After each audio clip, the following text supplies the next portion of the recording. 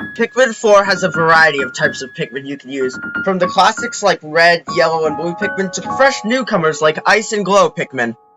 But how many types of Pikmin do you need to beat Pikmin 4? Well, I theorize you only need 2, or 4, or 5, depending on how you count certain challenges. But for the sake of this challenge, the rules will be as follows. We will try to avoid getting any new types of Pikmin whenever we can, but sometimes this will be a necessity to progress.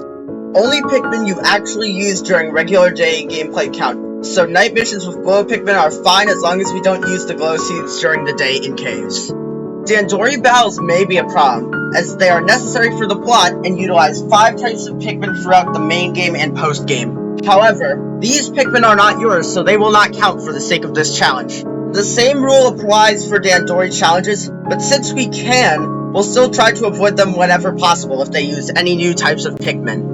Whenever we gain a new type of Pikmin, we don't have to for progression, whether inside a cave or during the day. We must reset to the last save point.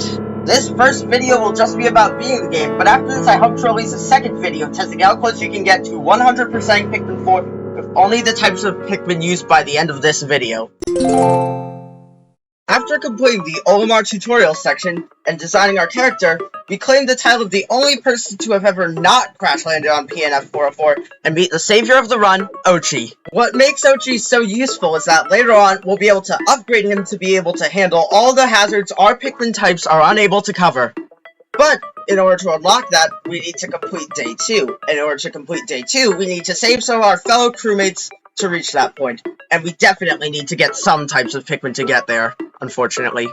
Anyways, we clear through the boring tutorial section of Day 1 and reach the SS Shepherd, where things really get started. Without the help of Pikmin, we can only collect one of the 3 treasures we need in order to progress. Which is why we have to employ the use of the red onion to get red Pikmin, which are necessary to collect the other 2, and then we end the day. With the radar expanded, we gain access to the sun-speckled terrace. Now, I'm pretty sure in order to progress the story and gain access to the Ochi upgrades, you need to gain a second Pikmin type here. I've decided that the cave I'm going to go for is the Last Frost Cavern, as ice Pikmin are used a ton throughout this game. It's almost as if they're the only new type with their own hazards. But seriously, this game goes way too far with its ice hazards. Of course, there is the downside of not getting the ice onion until the final main game area, but we'll just have to live with it. We collect all the treasure in the cave, as well as the Flarlick, and reluctantly add ice Pikmin to our team, which will hopefully be the last type we need. We also save Russ, the most vital member of the crew for this challenge, as he gives the player an Ochi upgrades, making them immune to certain hazards. After a successful expedition, we return to the surface to do some more exploring. We collect the pocket watch, discover the crackling cauldron, which we won't explore for now, and find and collect the binoculars. We also collect some sort of ball thing, and a plum. We then gather up all the enemy corpses from the area we explored today, and end the day. With Ochi having grown overnight and Russ being back, we can now make a lot more progress. Now we can ride Ochi, which if you've played Pikmin 4 before, you know is pretty overpowered. We can also use him to jump and train him to boost his abilities, allowing us to access more of the map. Russ can also finally start getting us those upgrades I was talking about. We have Ochi learn command for the sake of getting Go here, which drains our entire pup drive. Unfortunately, in order to get the upgrades, you need to have encountered the hazards, and we've only encountered hazards that our Pikmin types cover. But who said this was gonna be easy? We buy the survey drone to plant and the charging horn to charge, and save the rest of our raw materials for building structures. Once arriving in the sun-speckled terrace, we build a bridge back to the start and collect a baseball before entering the hectic hollows. We collect the doll head, build our way up to the upper layer, push the bag down, and gather the teapot. We collect everything else on the floor and head down to the next one. On the next floor, we save Schnoz the treasure appraiser and collect everything on the floor. By doing this, we exceed the current amount of sparklium we need and are unable to go to the Blossoming Arcadia tomorrow. We run into the electric fence, so Russ will sell us the anti-electrifier tomorrow and head for the Aquiferous Summit. After building the bridge there, we enter the cave. We grab the ice Pikmin and the card on floor 1 and quickly move on. Floor 2 has a ton of treasures to collect, so we collect them as well as Kingsley, the castaway in this cave. Upon exiting, we unlock the summit base and descend to an area previously blocked by an electric gate.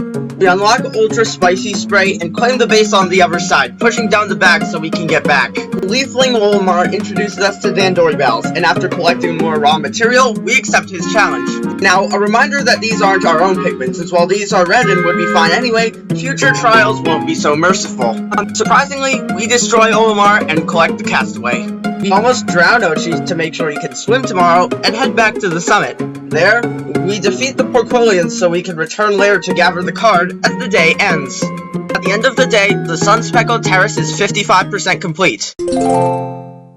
Today, the lab has the anti-electrifier in stock due to our electrical antics yesterday. We also unlocked the treasure gauge, but we're forced to save up since we can't afford Ochi's anti-electrifier, and that's more important for this challenge. We teach Ochi Buff and Chomp to allow him to carry more and deal more damage respectively. Then head off to the Blossoming Arcadia. We are almost instantly greeted with Leafling Olimar and Moss after we land, and decide to challenge them immediately after. We destroy him even more this time thanks to bonus finds, and save the Leafling castaway. We build a bridge and collect the ring pop and some raw material. We also discover the Drafty Gallery, and push down a bag to access more of the Arcadia. We also bust down an ice wall with our ice Pikmin and collect a mango. We then have some minor struggles with the snitch bug and turn off the sprinkler. After collecting a paper crane and beating up a creeping chrysanthemum with the help of a rotten picnic carrot, we unlock a new base. We then attempt to complete the Drafty Gallery. As long as you use your head, or rather, Ochi's, all of the treasures on sub-level 1 are no issue. The same can be said for sub-level 2. Sub-level 3, although more taxing on raw materials, is still not much of an issue. Sub-level 4 is an easy fight against the Puffy Blowhog, where we defeat it, save our fellow Rescue Corps member Jingo, collect the ball, and escape. We collect the weird foldy thing and the octopus toy on the surface, as well as some more raw materials before the day ends. At the end of the day, we finished 28% of the Blossoming Arcadia. We buy the anti-electrifier for Ochi so he can handle electricity, but are literally one raw material short for the treasure gauge. We teach the next level of buff to Ochi to make up for our lack of currently owned Florlick, which we'll hopefully be able to get more of soon. We decide to try and find a secluded courtyard next for its Florlick, knowing that it won't be as easy due to being built around 2 Pikmin types we don't currently have. Once we arrive, Ochi unlocks the ability to swim. We then grab the Florlick from the river and increase our Pikmin capacity. We collect a golf ball, break down some walls, and collect the acidic looking fruit that I don't know the name of.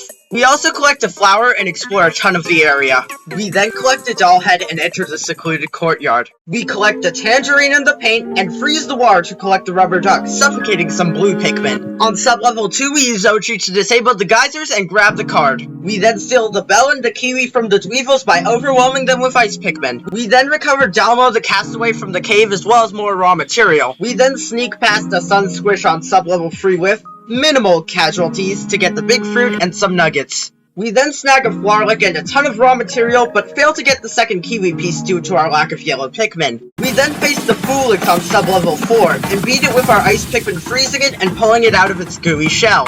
The battle isn't really hard, more so just tedious. After the battle, we save Francois and grab the mask, thus clearing the sparkling requirement to go to the next area before leaving the cave. After exiting the secluded courtyard, having cleared 93% of the cave, we return to the surface and up our Pikmin field capacity to 50. However, by the time we emerge, there's only 10 seconds left in the day, so our adventures end there. We unlock the Serene Shores for the next day and have finished 42% of the Blossoming Arcadia.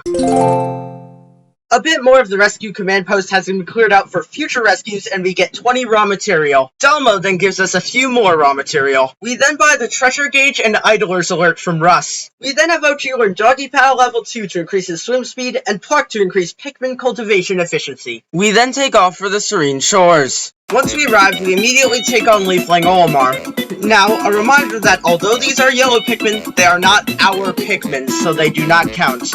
Anyways, we defeat Olimar and rescue the Leafling. We then really sloppily take out the crusted rum pub at the Tower of the Sandcastle and grab the sushi. We then enter the below-grade discotheque without a headlamp since I forgot to buy it. We grab the rail on sub-level 1 as well as some balls. We collect a candle and whatever the other treasure is on sub-level 2.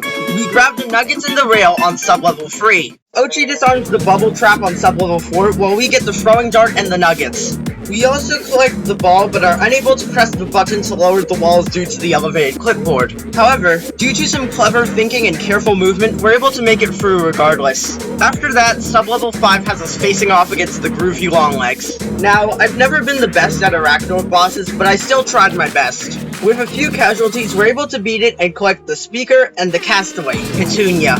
We then return to the surface, somehow having fully completed the cave. We exit the cave around noon, meaning the tides have now set. After collecting a plastic sword, we then enter the Sub-Zero sauna. We collect some nuggets and raw material, but currently can't get the nuggets behind the poison geyser since Ochi doesn't have the sniff saver yet. Thus, we run him into the poison to unlock it to buy later. We then get the kiwi slice and move on to sub-level 2. Unfortunately, everything on this sub-level, including the castaway, is unobtainable due to a lack of proper Ochi upgrades. Luckily, sub-level 3's Arctic Cannon Beetle is no sweat, and we save the castaway from there, our doctor, Yanni. Now that we've saved Yanni, we no longer need to collect castaways during the main game, except for leafling Olimar, of course. We then collect the finger statue, and exit the cave with it 55% complete. On the surface, we then collect a lemon, a golf ball, and some nuggets. By the end of the day, we've completed 33% of the Serene Shores. Since we rescued Yanni, we can now do some night missions. But first, we have some stuff at base camp that we need to deal with. We teach Ochi Doggy Paddle level 3 to make underwater treasures accessible, deciding to save our last pup drive for later. Delmo and Schnoz then give us some raw material. We then use said raw material to buy Ochi the newly unlocked Sniff Saver and also get the headlamp. We then decide to take on some night missions. Now, here's where the ultra purists would say we'd have to get a third type of Pikmin. However, I believe since these Pikmin do not stay in our onion, they don't count. However, we still aren't permitted to use glow seeds to boost our numbers in caves or at night missions, as that would definitely count since we actively summon them from their non-sentient form as opposed to simply just denying their existence. Now, I'm sure you all know you can use only glow Pikmin in night missions, so these are basically irrelevant and thus will be rapidly sped over. Anyways, we complete night 7 with no issues. Thanks to our newfound cure, we're able to cure Dash the next day. After that, Dash gives us some raw material. Then it's off to the night missions again, this time at the rugged scaffold in the sun-speckled terrace. It goes pretty smoothly and we successfully harvest more glow sap. On the dawn of day 9, we cure Corgwin. Corgwin gives us some raw material and we use our pup drive to upgrade Ochi's Rush. We decide to head to the misshapen pond in the Blossoming Arcadia to get 2 glow sap from one mission to save a cure for when we need to cure Olimar. In the end, we're able to conquer it and successfully claim the 2 glow sap. We start the day off by curing the pilot, Bernard. We have nothing to do at base camp, so we head back to the Serene Shores to get the last of the Sparklium we need to unlock the final area of the game. We decide to enter the Seafloor Resort, not expecting too many results due to a lack of blue Pikmin. We grab the nuggets on sub-level 1 and distract the jelly float with ourselves to let the Pikmin build the faucet so he could spare it and not grab any of the blue Pikmin from killing it. We grab the strawberry and the Flarlick and use Ochi to get the baby bottom cap. We then have Ochi slowly grab the sushi and the binky. We then move on to sub-level 2. On there, some Pikmin stupidly drown themselves while I try to get the rubber ducks. We then grab the plum thing and the rubber duck. We then retrieve the castaway puddle, the point at the bottom of the lake, and the octopus toys at the border of the cave. We're forced to leave the dentures behind on sub-level 3 due to Ochi not being strong enough to carry it through the water. We then build a bridge, collect some nuggets and a toothbrush, and have Ochi transport what I think are soy sauce packets, clearing the Sparklium milestone to go to the final area of the game. We also collect the plastic swords and move on to sub-level 4. We then obliterate the Master Hop using the tactic of you enter the air, test failed, collect the purse, and carefully position ourselves to unearth the castaway without fucking any of the blue Pikmin. We then slam Ochi's face into the wall and retrieve the castaway, Mika. She's a teacher leading a field trip, but she probably won't be seeing any of her students until the post-game. On that dark note, we leave the Seafloor Resort with it 94% complete. We then get a starfruit on the surface as the tide falls, as well as some nuggets and some dye. We also collect the Statue of Liberty model and a sponge. We also collect a peach as the day ends. By the end of the day, we've completed 47% of the Serene Shores. Here we are, the final day of this part of the challenge. You know, from all the journeys we've taken with these little guys, all the challenges we've overcome, I've really started to get attached. I don't think I'm ready for it to all be over. But such is life, and the show must go on. All we have left to do to beat the game is to get 1 or 2 of the cards in the hero's hideaway, unlock the final bunker, and beat Olimar one last time. Kingsley gives us some raw materials, which we use to buy the race boots from Russ as well as a Scorch Guard for Ochi, making him able to help out the red Pikmin with fire hazards. We then have Ochi learn Super Buff level 1 to further increase his carrying capacity. We then head for the hero's hideaway. Once landing, we get the card in the dark before descending to the floor and waking up Moss. We then absolutely wail on Moss before entering the 2 into the bunker from the card we got. We then take out some enemies and go to the stairs using the rails to get the second card. We enter 5 into the bunker as the card tells us, and then choose the third number using trial and error. We then take on Olimar one last time. The final battle, and not even with a Pikmin type we have. Sneak bomb or no, we absolutely sweep Olimar and then rescue him. After Olimar arrives at the ship, we explore for a bit, and then end the day.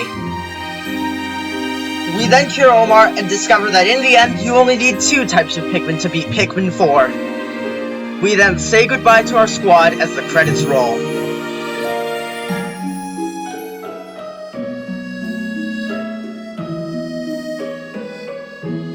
However, our journey doesn't end there. There's still so much we can do with just these red and ice guys. I mean, the ice Pikmin haven't even gotten their own onion, and there's an entire post-game mission to deal with, not to mention a ton of treasures that are still left out there to collect. Either way, this challenge was a blast to complete, and I look forward to going further with these Pikmin in the future.